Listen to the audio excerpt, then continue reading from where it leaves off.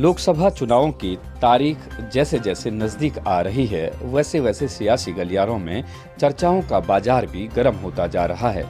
और इस बार 2019 के आम चुनावों में हिमालय की सर्द वादियों के बीच से उठी इस राजनीतिक तपिश के कई मायने भी निकाले जा रहे हैं। जी हां, हम बात कर रहे हैं देवभूमि उत्तराखंड की, जहां कांग्रेस अध्यक्ष राहुल गांधी के चुनावी शंखनाद के बीच भाजपा के वरिष्ठ नेता, सांसद, पूर्व केंद्रीय मंत्री व उत्तराखंड के पूर्व मुख्यमंत्री रिटायर्ड मेजर जनरल भुवनचंद खंडूरी के बेटे मनीष खंडूरी ने देहरादून के परेड ग्राउंड में हुई एक आम जनसभा में राहुल का हाथ पकड़कर कांग्रेस के रथ पर सवार हो गए हैं। भाजपा भले ही मनीष को अपनी पार्टी का कार्यकर्ता न बताने का बहाना ही क्यों न बना ले, लेकिन सच तो यह है कि मनीष के कांग्रेस में आने से सूबे में भाजपा के चुनावी समीकरण जरूर गड़बड़ा गए हैं। वो भी खासकर भाजपा के लिए सबसे सुरक्षित सीट माने जाने वाली गढ़वाल की लोकसभा सीट पर। यहां आपको बताते चले कि मनीष खंडूरी उत्तराखंड के पूर्व मुख्यमंत्री एवं सांसद रिटायर्ड मेजर जनरल भुवनचंद खंडूरी के बेटे हैं। मनीष को विदेशों में बड़ी बड़ी कंपनियों में काम करने का वर्षों का अनुभव रहा है। मनीष की मूल पहचान एक IT के विशेषज्ञ के साथ साथ पेशे से पत्रकार की है। मनीष फेसबुक इंडिया के बतौर कंट्री हेड न्यूज पार्टनरशिप के प्रमुख भी रह चुके हैं। मनीष की पढ़ाई भारत के अलावा विदेश में भी हुई है। शिकागो की कैलाग स्कूल ऑफ मैनेजमेंट यूनिवर्सिटी में मनीष ग्रेजुएट हैं। बिजनेस स्टैंडर्ड, बिजनेस वर्ल्ड जैसी नामी पत्रिकाओं के लिए वह रिपोर्टिंग भी कर चुके हैं और करीब 13 वर्षों तक अमेरिका में CNN डिजिटल में उच्च पद के अधिकारी भी वह रह चुके हैं। अब हिंदुस्तान में अपने मूल प्रदेश उत्तराखंड से राजनीति की नई पारी खेलने की शुरुआत करने जा रहे हैं। लेकिन मनीष खंडूरी का यूं अचानक से इतने ऊंचे पद से राजनीति में प्रवेश करना सबको चकित कर गया है। आइए जानते हैं मनीष के साथ हुई इस खास बातचीत में कि आखिर ऐसी क्या वजह रही कि जो मनीष को राजनीति में उतरना पड़ा। वो कौन सी वजह रही जो मनीष अपने पिता की विचारधारा के विपरीत दूसरी धारा में मिल गए हैं। क्या मनीष के फैसले से उनके पिता की भावनाएं आहत हुई हैं। साथ ही जानेंगे कि उन्हें मोदी के इस प्रचंड युग में हाशिए में पहुंची कांग्रेस कैसे भाग गई है। मैंने जो भी निर्णय लिया है अपनी विचारधारा से लिया है। मेरी विचारधारा कांग्रेस से मिलती जुलती है। मेरे पिताजी उत्तराखंड के एक वरिष्ठ नेता हैं। उनसे मैंने अपनी विरासत में उनकी सच्चाई और ईमानदारी ली है। जब उन्होंने अपनी राजनीतिक जिंदगी का पहला कदम लिया 1991 में, तो जब उन्होंने वो भाजपा के साथ जुड़े, उस समय पे उनका पूरा खानदान कांग्रेसी था। मेरी दादी एक कट्टर कांग्रेसवादी थी और कांग्रेस के लिए काम किया उन्होंने 50 साल से ज्यादा। तो जो मेरे विचार हैं और जो मेरी विचारधारा है, उसी की वजह से मैं आज कांग्रेस में हूं। और ये भी कहना चाहूंगा कि किसी इलेक्शन या टिकट की वजह से नहीं हूं। अगर मुझे आसान काम करना होता तो मैं भाजपा नहीं चले जाता। ये मैं जानता हूं लोगों के मन में काफी प्रश्न हैं, पर मैं ये कहना चाहूंगा कि जो भी मैंने किया है, मैंने अपने पिताजी से पूछ के किया है, सोच समझ के किया है। और आगे जाकर भी जिस तरह से वो सच्चाई से वो चले हैं, जिस निर्भयता से वो चले हैं, मैं भी चलना चाहूंगा। तो आप ये कहते हैं कि मतलब एक तरह से पिताजी का आशीर्वाद आपके साथ में है। बिल्कुल है, उनका आशीर्वाद तो है मेरे साथ। उन्होंने आपको रोकने की कोई कोशिश नहीं की? बिल्कुल नहीं की, बिल्कुल नहीं की। एक पुत्र होने के नाते हाँ, मैंने उनसे काफी देर तक उनसे कुछ ये कहना चाहूंगा कि काफी टाइम से मैं उनसे कुछ बातें करता रहा और मैंने उनसे पूछा भी, तो उन्होंने भी मुझसे यही कहा कि अगर तुम निडर हो, अगर तुम निर्भय हो, अगर तुम ईमानदारी से अपना काम कर सकते हो तो करो। तो चर्चा हुई हम दोनों के बीच में, पर आखिर में जाके जो निर्णय है वो मेरा है और आशीर्वाद है वो उनका है। तो आपको ऐसा नहीं लगता कि मान लो आपके इस निर्णय के बाद जैसा आप भाजपा में आ गए, कांग्रेस में आ गए, भाजपा में तो पापा हैं आपके, जी, जी, आप कांग्रेस में आ गए हैं, हाँ। तो कहीं ऐसा नहीं कि उनकी प्रतिष्ठा को कोई ठेस पहुंचेगी, उनको कोई सुनने को मिलेगा कुछ ऐसा? आपको नहीं लगा कभी कि ऐसा आपके इस निर्णय से उनको कुछ आघात पहुंचेगा? देखिए, वो अब इतने वरिष्ठ और इतने बड़े नेता हो गए हैं, सिर्फ उत्तराखंड में नहीं पर पूरे देश में, कि उनकी प्रतिष्ठा का कुछ फर्क नहीं पड़ने वाला है। उन्होंने लोगों में जो प्रेम पाया है, उन्होंने लोगों से जो स्नेह प्राप्त किया है, उस पर कोई फर्क नहीं पड़ेगा। उनकी प्रतिष्ठा पे कोई फर्क ही नहीं पड़ सकता। मेरा ये मानना है कि लोगों को कुछ और दूसरे तरीके से देखना चाहिए। मैं जो कदम उठा रहा हूं अपनी मर्जी से उठा रहा हूं, और ये मैं मानता हूं कि मैंने बहुत सोच समझ के उठाया, और ये आसान नहीं है, मुश्किल है मेरे लिए, पर उनके पुत्र होने के नाते जो मैंने ये निर्णय लिया है, जो मुश्किल निर्णय लिया है, उससे तो उनकी प्रतिष्ठा को आगे बढ़ना चाहिए। और मुझे नहीं लगता कि अगर मैं आसान काम कर लेता और मैं अपनी विचारधारा के विपरीत चल देता, तो फिर वो निर्णय उनकी प्रतिष्ठा को हानिकारक होना चाहिए था। नहीं है। मैंने सच्चाई के कदम पे, जैसे उन्होंने मुझे सिखाया, वहां मैं चल रहा हूं, तो उनकी प्रतिष्ठा को कुछ तो फर्क ही नहीं पड़ना चाहिए। राजनीति में लोग इस तरह से भी देखते हैं कि बड़े नेता का बेटा है, बड़े नेता की बेटी है, बड़े नेता का चाचा ताऊ, उन परिवार से, एक वंशवाद की अगर मैं बात करूं, सीधे शब्दों में कहूं तो वंशवाद से भी लोग इन चीजों को जोड़ के देखते हैं कि राजनीति में एक ही परिवार के लोगों की एक श्रृंखला चली आ रही है। तो क्या आप क्या कहना चाहेंगे? देखिए, अगर मेरे हिसाब से दो चीजें कहना चाहूंगा। देखिए, एक तो अगर ये वंशवाद होता तो मैं भाजपा में होता। 1991 में वो सांसद सदस्य बने, उसके बाद वो सरफेस ट्रांसपोर्ट में केंद्रीय मंत्री रहे, उसके बाद 2 बार वो चीफ मिनिस्टर बने उत्तराखंड के। उस समय कहा जाता था कि उनके डाइनिंग टेबल से टिकट बंटते थे। कोई ये कह सकता है कि अगर मैं उस पिछले 25 सालों में अपने लिए भाजपा का टिकट मांगता तो कोई कह सकता है कि वो मना होता? उनकी इज्जत इतनी है। तो ये वंशवाद तो नहीं था। अगर मैं भाजपा ज्वाइन कर लेता तो मैं मानता हूँ वंशवाद है। मैंने तो उल्टा किया, मैं तो कांग्रेस ज्वाइन किया। देखिए, ऐसा है कि मैं इस सवाल का जवाब तब दूंगा अगर जब पार्टी का ये निर्णय हुआ कि मैं चुनाव लड़ूं। और मैं आपको दोबारा बता दूं कि चुनाव लड़ने के लिए मैं यहाँ नहीं आया हूं। देखिए, यहाँ के बहुत सारे ऐसे मुद्दे हैं उत्तराखंड के जो बिना चुनाव लड़े भी आप कर सकते हैं। जो बिना चुनाव, अगर आप राजनीतिक जीवन में आ चुके हैं तो बिना चुनाव लड़े भी उनको समझ सकते हैं। तो देखिए, जैसे कि आप लोग कहते हैं पहाड़ की दो परेशानियां हैं, पलायन और पानी।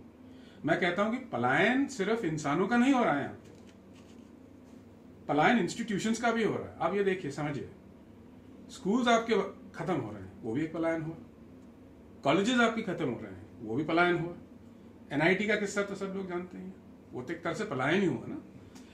तो पहाड़ के इतने बारीक मुद्दे हैं कि एक आदमी उनको खुद अपने आप से तो कुछ सुधार नहीं ला पाएगा। ये मैं कहना चाहूंगा कि देखिए, आज की जरूरत है हमें जरूरत है एक नई सोच की, और युवाओं में जो ऊर्जा है उनको आगे ले जाने की। और पहाड़ में आप बहुत कुछ काम कर सकते हैं, पर आपकी सोच और आपके विचार दूरदर्शी होने चाहिए। आप अगर सिर्फ 2-3 साल तक सोचेंगे, एक इलेक्शन तक सोचेंगे, तो कुछ होने वाला है नहीं। आप कृषि को ले लीजिए। तो मेरा ये मानना है कि कृषि और पर्यटन 2 ऐसी चीजें हैं जो पहाड़ को बहुत आगे ले जा सकती है। और कृषि में भी आपको नई सोच चाहिए। आप चमोली अगर आप गए तो आपको लगेगा कि वहाँ माल्टे भी हैं और दाल भी हैं। दालें हमारी मध्य प्रदेश जाती हैं, चमोली से माल्टे पंजाब जाते हैं। तो ऐसा नहीं कि खेती नहीं हो रही, बट खेती कम होती जा रही है। तो आपको सोच ये होनी चाहिए कि किस तरह से अलग किस्म की खेती की जाए। अब एग्जाम्पल देता हूँ, अगर जैसे लेमन ग्रास कुछ लोग कर रहे हैं, एलोवेरा कर रहे हैं, ऐसे बीज बोइए, ऐसी खेती करिए जिस फसल को ज्यादा पानी ना, जो पानी ज्यादा ना मांगती हो, जो एक ही बीज में 3-4 बार आप उसको उगा सकते हैं। उसके बाद देखिए, ये पूरा एक अंग्रेजी में कहते हैं, जो मैंने अपनी निजी जिंदगी और कॉर्पोरेट सेक्टर में काम किया, उसको वैल्यू चेन कहते हैं। शुरुआत आपकी जो होती है वो होती है कि किस तरह की फसल आप बोएं। उसके बाद उस फसल को वैल्यू ऐड जो कहते हैं, आपके छोटे छोटे उद्योगों के माध्यम से उसको सिर्फ फसल ना मानते, शायद आप तेल में कन्वर्ट। तो लेमन ग्रास जो हो गया, वो लेमन ग्रास का जो तेल है 18 से 2000 लीटर में बिकता है। उसको आप कैसे मार्केटिंग करेंगे, कैसे ब्रांडिंग करेंगे, और उसको कैसे बाहर एक्सपोर्ट करेंगे या आप देश में दूसरी जगह ले जाएंगे। ये आपकी इसमें बहुत आपका आप बहुत कार्य कर सकते हैं। दूसरी बात पर्यटन की भी है, आप किस तरह से जिसे कहते हैं कि इन्वायरमेंटल फ्रेंडली पर्यटन को बढ़ावा दें। तो मेरा ये मानना है कि अगर ये दो एरियाज में आप फोकस करें तो पहाड़ को हम बहुत आगे ले जा सकते हैं। और जो बाकी जो परेशानियां हैं, जैसे कि पलायन हो गया, जैसे बेरोजगारी हो गई, उसका सुधार हम कर सकते हैं।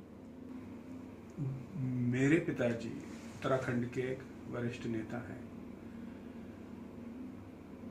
उनसे मैंने अपनी विरासत में उनकी सच्चाई और ईमानदारी ली है। जब उन्होंने अपनी राजनीतिक जिंदगी का पहला कदम लिया 1991 में, तो जब उन्होंने वो भाजपा के साथ जुड़े, उस समय पे उनका पूरा खानदान कांग्रेसी था।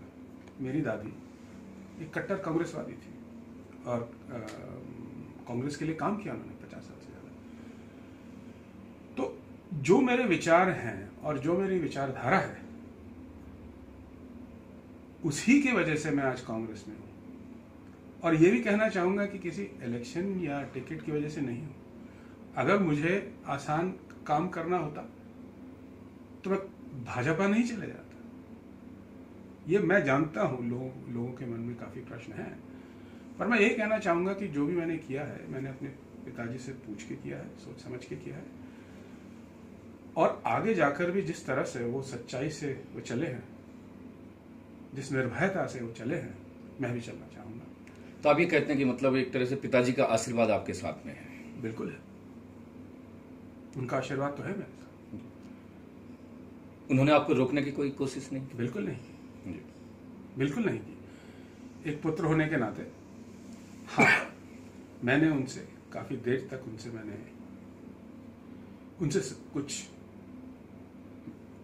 ये कहना चाहूंगा कि काफी टाइम से मैं उनसे कुछ बातें करता रहा और मैंने उनसे पूछा भी, तो उन्होंने भी मुझसे यही कहा कि अगर तुम निडर हो, अगर तुम निर्भय हो, अगर तुम ईमानदारी से अपना काम कर सकते हो तो करो। तो चर्चा हुई हम दोनों के बीच में, पर आखिर में जाके जो निर्णय है वो मेरा है और आशीर्वाद है वो उनका है। तो आपको ऐसा नहीं लगता कि मान लो आपके इस निर्णय के बाद, जैसा आप भाजपा में आ गए, कांग्रेस में आ गए, भाजपा में तो पापा हैं आपके, जी, जी, आप कांग्रेस में आ गए हैं, हाँ। तो कहीं ऐसा नहीं कि उनकी प्रतिष्ठा को कोई ठेस पहुंचेगी, उनको कोई सुनने को मिलेगा, कुछ ऐसा आपको नहीं लगा कभी कि ऐसा आपके इस निर्णय से उनको कुछ आघात पहुंचेगा? देखिए, वो अब इतने वरिष्ठ और इतने बड़े नेता हो गए हैं, सिर्फ उत्तराखंड में नहीं पर पूरे देश में, कि उनकी प्रतिष्ठा का कुछ फर्क नहीं पड़ने वाला। उन्होंने लोगों में जो प्रेम पाया है, उन्होंने लोगों से जो स्नेह प्राप्त किया है, उस पर कोई फर्क नहीं पड़ेगा। उनकी प्रतिष्ठा पे कोई फर्क ही नहीं पड़ सकता। मेरा ये मानना है कि लोगों को कुछ और दूसरे तरीके से देखना चाहिए। मैं जो कदम उठा रहा हूं, अपनी मर्जी से उठा रहा हूं, और ये मैं मानता हूं कि मैंने बहुत सोच समझ के उठाया, और ये आसान नहीं है, मुश्किल है मेरे लिए। पर उनके पुत्र होने के नाते जो मैंने ये निर्णय लिया है, जो मुश्किल निर्णय लिया है, उससे तो उनकी प्रतिष्ठा को आगे बढ़ना चाहिए। और मुझे नहीं लगता कि अगर मैं आसान काम कर लेता और मैं अपनी विचारधारा के विपरीत चल देता, तो फिर वो निर्णय उनकी प्रतिष्ठा को हानिकारक होना चाहिए था। नहीं है। मैंने सच्चाई के कदम पे, जैसे उन्होंने मुझे सिखाया, वहां मैं चल रहा हूं, तो उनकी प्रतिष्ठा को कुछ तो फर्क ही नहीं पड़ना चाहिए। राजनीति में लोग इस तरह से भी देखते हैं कि बड़े नेता का बेटा है, बड़े नेता की बेटी है, बड़े नेता का चाचा ताऊ, उन परिवार से, एक वंशवाद की अगर मैं बात करूं, सीधे शब्दों में कहूं तो वंशवाद से भी लोग इन चीजों को जोड़ के देखते हैं कि राजनीति में एक ही परिवार के लोगों की श्रृंखला चली आ रही है। तो क्या आप क्या कहना चाहेंगे? देखिए, अगर मेरे हिसाब से दो चीजें कहना चाहूंगा। देखिए, तो अगर ये वंशवाद होता तो मैं भाजपा में होता। 1991 में वो संसद सदस्य बने, उसके बाद वो सरफेस ट्रांसपोर्ट में केंद्रीय मंत्री रहे, उसके बाद 2 बार वो चीफ मिनिस्टर बने उत्तराखंड के। उस समय कहा जाता था कि उनके डाइनिंग टेबल से टिकट बंटते थे। कोई ये कह सकता है कि अगर मैं उस पिछले 25 सालों में अपने लिए भाजपा का टिकट मांगता तो कोई कह सकता है कि वो मना होता? उनकी इज्जत इतनी है। तो ये वंशवाद तो नहीं था। अगर मैं भाजपा ज्वाइन कर लेता तो मैं मानता हूँ वंशवाद है। मैंने तो उल्टा किया, मैं तो कांग्रेस में। आप चुनाव लड़ेंगे, क्या मुद्दे आपके होंगे पहाड़ को लेकर के? देखिए, ऐसा है कि मैं इस सवाल का जवाब तब दूंगा अगर जब पार्टी का यह निर्णय हुआ कि मैं चुनाव लड़ूं। और मैं आपको दोबारा बता दूं कि चुनाव लड़ने के लिए मैं यहाँ नहीं आया हूं। देखिए, यहाँ के बहुत सारे ऐसे मुद्दे हैं उत्तराखंड के जो बिना चुनाव लड़े भी आप कर सकते हैं, जो बिना चुनाव, अगर आप राजनीतिक जीवन में आ चुके हैं तो बिना चुनाव लड़े भी उनको समझ सकते हैं। तो देखिए, जैसे कि आप लोग कहते हैं पहाड़ की दो परेशानियां हैं, पलायन और पानी। मैं कहता हूं कि पलायन सिर्फ इंसानों का नहीं हो रहा है यहाँ पे, पलायन इंस्टीट्यूशंस का भी हो रहा है। आप ये देखिए, समझिए, स्कूल्स आपके खत्म हो रहे हैं, वो भी एक पलायन हुआ। कॉलेजेस आपके खत्म हो रहे हैं, वो भी पलायन हुआ। एनआईटी का किस्सा तो सब लोग जानते हैं, वो तो एक तरह से पलायन ही हुआ ना। तो पहाड़ के इतने बारीक मुद्दे हैं कि एक आदमी उनको खुद अपने आप से तो कुछ सुधार नहीं ला पाएगा। ये मैं कहना चाहूंगा कि देखिए, आज की जरूरत है हमें जरूरत है एक नई सोच की, और युवाओं में जो ऊर्जा है उनको आगे ले जाने की। और पहाड़ में आप बहुत कुछ काम कर सकते हैं, पर आपकी सोच और आपके विचार दूरदर्शी होने चाहिए। आप अगर सिर्फ 2-3 साल तक सोचेंगे, एक इलेक्शन तक सोचेंगे, तो कुछ होने वाला है नहीं। आप कृषि को ले लीजिए, तो मेरा ये मानना है कि कृषि और पर्यटन दो ऐसी चीजें हैं जो पहाड़ को बहुत आगे ले जा सकती हैं। और कृषि में भी आपको नई सोच चाहिए। आप चमोली अगर आप गए तो आपको लगेगा कि माल्टे भी हैं और दाल भी हैं। दालें हमारी मध्य प्रदेश जाती हैं, चमोली से माल्टे पंजाब जाते हैं। तो ऐसा नहीं कि खेती नहीं हो रही, बट खेती कम होती जा रही है। तो आपको सोच ये होनी चाहिए कि किस तरह से अलग किस्म की खेती की जाए। अब एग्जाम्पल देता हूँ, अगर जैसे लेमन ग्रास कुछ लोग कर रहे हैं, एलोवेरा कर रहे हैं, ऐसे बीज बोइए, ऐसी खेती करिए जिस फसल को ज्यादा पानी ना, जो पानी ज्यादा ना मांगती हो, जो एक ही बीज में 3-4 बार आप उसको उगा सकते हैं। उसके बाद देखिए, ये पूरा एक अंग्रेजी में कहते हैं, जो मैंने अपनी निजी जिंदगी और कॉर्पोरेट सेक्टर में काम किया, उसको वैल्यू चेन कहते हैं। शुरुआत आपकी जो होती है वो होती है कि किस तरह की फसल आप बोए, उसके बाद उस फसल को वैल्यू ऐड जो कहते हैं, आपके छोटे छोटे उद्योगों के माध्यम से उसको सिर्फ फसल ना मानते, शायद आप तेल में कन्वर्ट। तो लेमन ग्रास जो हो गया, वो लेमन ग्रास का जो तेल है 18 से 2000 लीटर में बिकता है। उसको आप कैसे मार्केटिंग करेंगे, कैसे ब्रांडिंग करेंगे, और उसको कैसे बाहर एक्सपोर्ट करेंगे, ये आप देश में दूसरी जगह ले जाएंगे। ये आपकी इसमें बहुत आप बहुत कार्य कर सकते हैं। दूसरी बात पर्यटन की भी है, आप किस तरह से, जिसे कहते हैं कि इन्वायरमेंटल फ्रेंडली पर्यटन को बढ़ावा दें। तो मेरा ये मानना है कि अगर ये 2 एरियाज में आप फोकस करें तो पहाड़ को हम बहुत आगे ले जा सकते हैं। और जो बाकी जो परेशानियां हैं, जैसे कि पलायन हो गया, जैसे बेरोजगारी हो गई, उसका सुधार हम कर सकते हैं। चुनाव का वक्त है, चुनाव का मौसम है। चुनाव की अगर बातें करें, 1% हम कह रहे हैं आपको मिल ही गया टिकट। देखिए, जिस चीज जब मिल ही गया, आप सवाल जी, आपको टिकट फाइनल हो गया, ये तो आपने संभावना पे बोला। मैं कह रहा हूं हो गया। पब्लिक तो ये देख रही कि मनीष खंडूरी आ रहे हैं।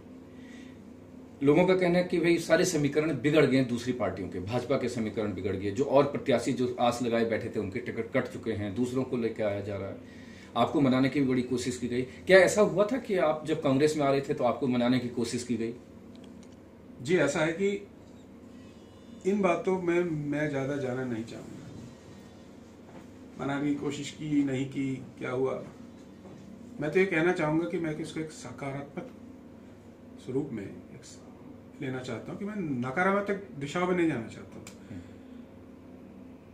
मैं उत्तराखंड की सेवा में आया हूं। इलेक्शन, टिकट, ये सब तो आते हैं और जाते हैं। जिस तरह से मेरे पिताजी ने यहाँ की सेवा की है, उनका नाम बढ़ाना चाहता हूँ। ये भी कहा जा रहा है कि जैसे अभी आप बीजेपी, आपने वहां से, बीजेपी तो पहले थे ही नहीं, आप बार बार वही चीज आ रही है कि हर जगह मीडिया में भी यही चल रहा है। तो यही है ना कि लोग कह रहे हैं भाजपा, मीडिया में भी यही बात आ रही है कि आपने भाजपा छोड़ी उधर आए, हाँ। जबकि आपका भी कहना है कि आप भाजपा के कार्यकर्ता ही नहीं रहे, तो मैं छोड़ा कर। बहरहाल, आप अब चर्चा ये भी हो रही है कि भाई जनरल साहब के बेटे हैं, एक न एक दिन वो तो घर वापस आएंगे ही।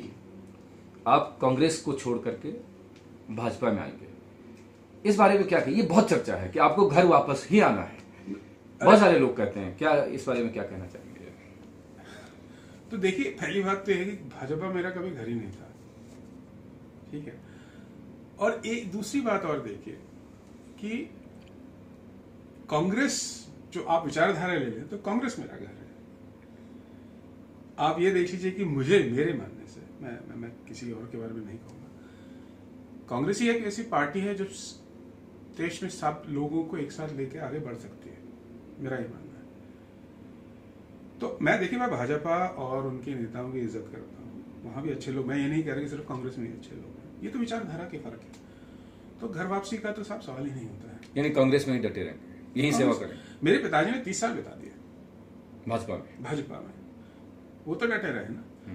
तो मेरी विचारधारा में तो मैं तो कांग्रेस में हूँ। ठीक है, मनीष खंडूरी यहाँ पे आ गए हैं। पब्लिक ये भी चाहती है, जो पहाड़ की जनता है, उत्तराखंड की जो जनता है, वो आपका परिचय आपके मुंह से सुनना चाहेंगे कि अभी खुलकर आपका परिचय सबके सामने है। तो हम खुद आपसे जानना चाहेंगे कि आप अभी तक क्या करते थे, आपका प्रोफाइल क्या है और किस तरह से आप अब राजनीति में आए हैं और आगे आपकी क्या सोच है, कहाँ आप किस जगह पे आप काम कर रहे थे अभी तक। तो देखिए, मेरी पहचान जो है, मेरे परिचय जो है, मैं एक भारतीय हूँ और एक मैं उत्तराखंडी हूँ, सबसे पहले तो ये है। और जहां तक मेरा बैकग्राउंड है, जैसे आप कह लें या परिचय कह लें, तो सबसे पहले तो मैं यही कहूंगा कि जो मैंने अपने पिताजी से सीखा है वो ही मेरा परिचय है, वो भी मेरी पहचान है, जो है ईमानदारी, निडरता। एक फौजी के बेटे होने के नाते मुझे बचपन से ही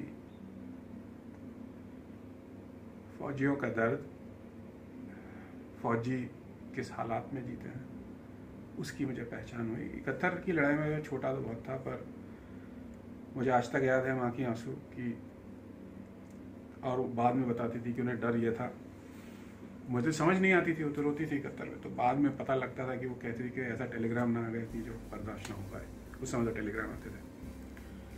उसके बाद मैं बड़ा हुआ अपने आप, और मैंने इंजीनियरिंग की दिल्ली से की, और मैं पत्रकार बना 8 साल की मैं पत्रकार था। अच्छा, पत्रकार? जी हाँ, मैं इन्वेस्टिगेटिव रिपोर्टर था, दो एक मैगजीन और एक न्यूज़पेपर। उसके बाद मैंने MBA किया अमेरिका से, और मैं CNN कंपनी है जो टेलीविजन ब्रॉडकास्टिंग कंपनी, उसमें काम किया करीब 10-12 साल। तो उस समय पे मुझे लगा कि अब मुझे देश वापस आना है। देखिए, पलायन की बात मैंने की, तो जिस तरह से और पहाड़ियों के साथ भी पलायन हुआ, मेरे साथ भी हुआ। शिक्षा मैंने बाहर प्राप्त की, उसके बाद मैं देश के बाहर ही चला गया, पर फिर मैंने वापस आने की करीब 5 साल पहले ठान ली थी, क्योंकि मैं अपने प्रांत से जुड़ा रहना चाहता था, उत्तराखंड से जुड़ा रहना चाहता था। तो उसी समय में 2005-06 में मैंने अपनी संस्था शुरू की थी। मैं बाहर ही था, अमेरिका में। किस नाम से? मेरी दादी के नाम से, JDSS के है, जय दुर्गा संस्थान है। अच्छा। और मैंने पूरे देश विदेश में काम किया है, और मेरी आखिरी जो नौकरी थी वो फेसबुक में थी। तो ईश्वर की दया से फेसबुक पे आप क्या जॉब प्रोफाइल था वो? मैं वो head of news partnerships in India, तो पूरा न्यूज़ का जो इकोसिस्टम होता है वो मैं संभालता था फेसबुक पे। यहीं इंडिया से? इंडिया में। तो ईश्वर की दया से मैंने प्राइवेट सेक्टर में अपनी जिंदगी में काफ़ी कुछ प्राप्त किया, पर यह ज़रूर था कि मैं हमेशा सोच सकता था कि किस तरह से मैं उत्तराखंड से जुड़ूं और ठोस तरीके से जुड़ूं। तो मेरा मानना यह है कि सिर्फ मैं नहीं, बट हमारे सब युवाओं की में जो ऊर्जा है, हम उसको एक पॉजिटिव सकारात्मक डायरेक्शन में ले जा सकते हैं। और अब जो मेरी पहचान है, जो मैं समझता हूँ, मैं बार बार ये कह रहा हूँ कि मेरी पहचान है उत्तराखंडी की, एक भारतीय की, और मेरी पहचान है जो सच्चाई और ईमानदारी मेरे पिताजी ने दी है। और मेरी कोशिश यही रहेगी कि जिस तरह से उन्होंने लोगों का प्रेम स्नेह पाया, मैं लोगों की सेवा करके वही प्रेम पा सकूं। अभी जो चौकीदार करके एक चीज चल रही है पूरे देश में, एक मुहिम। अब आप ब्रांडिंग की बात करें तो फिर काफी कुछ बात कर सकते हैं। तो ब्रांडिंग और मार्केटिंग राजनीति में ये तो राजनीति है। अब एक मार्केटिंग किया हुआ, एक ब्रांड किया हुआ है। तो देखिए, चौकीदार नहीं, पर आप असली मुद्दे पर तो आइए। अभी आप चौकीदार कह के असली मुद्दे को छुपा रहे हैं। असली मुद्दा ये नहीं, ये है कि बेरोजगारी बढ़ रही है। ये असली मुद्दा है, ये ठोस मुद्दा है। इसके बारे में कांग्रेस बात कर रही है। आपकी 45 साल से आपके सबसे खराब ये आंकड़े हैं, मतलब जो परसेंटेजेस हैं वो सबसे खराब है नंबर्स अभी के ये पिछले 4 सालों में, 4-4.5 साल। हाँ, तो 45 साल में वो जो हुआ सबसे खराब है। कहा गया था कि 2 करोड़ नौकरियां लाएंगे, उसका तो कोई हिसाब नहीं है। सच्चाई तो यह है कि जैसे जो ठोस असली मुद्दे हैं, शिक्षा का, चिकित्सा का, पहाड़ में पलायन का, हम जो अपनी राजनीतिक जीवन में जो जिस चीज़ों की बात करते हैं, करना चाहिए, वो नहीं हो रही। आप सिर्फ चौकीदार बोल के आप एक ब्रांडिंग और मार्केटिंग कर रहे हैं, करिए। पर मेरा ये मानना है कि ये ज़्यादा चलेगा नहीं, कभी ना कभी तो ये रुकेगा। क्योंकि आप कुछ भी शब्द बोल के आपने मार्केटिंग तो अच्छी कर ली। क्या आपको लगता है जो 2014 वाली जो स्थिति थी चुनावों की, आम चुनावों की, वो अभी 2019 में वैसी स्थितियां हैं? नहीं, मुझे नहीं लगता कि ऐसी स्थिति है। मुझे ये लगता है कि देश की जनता कुछ तो प्रकट करेगी। गुस्सा आप अभी कहना चाह रहे हैं? आक्रोश कह लीजिए, गुस्सा कह लीजिए। गुस्सा भी नहीं, आप मतलब ये कह लीजिए कि ये ठीक नहीं है जो आप कर रहे हैं, और जो असली मुद्दे आप नहीं उठा पा रहे हैं, तो उसका कुछ तो नतीजा निकलेगा। आपको क्या लगता है, क्या ऐसे वो ठोस मुद्दे हैं जिनको कांग्रेस इस बार के इलेक्शन में सामने रखेगी? देखिए, एक तो यह है कि आपकी बेरोजगारी तो बढ़ रही है, तो वो एक ठोस मुद्दा है। एक ये है कि शिक्षा और चिकित्सा को बढ़ावा देना, ये भी ठोस मुद्दा है।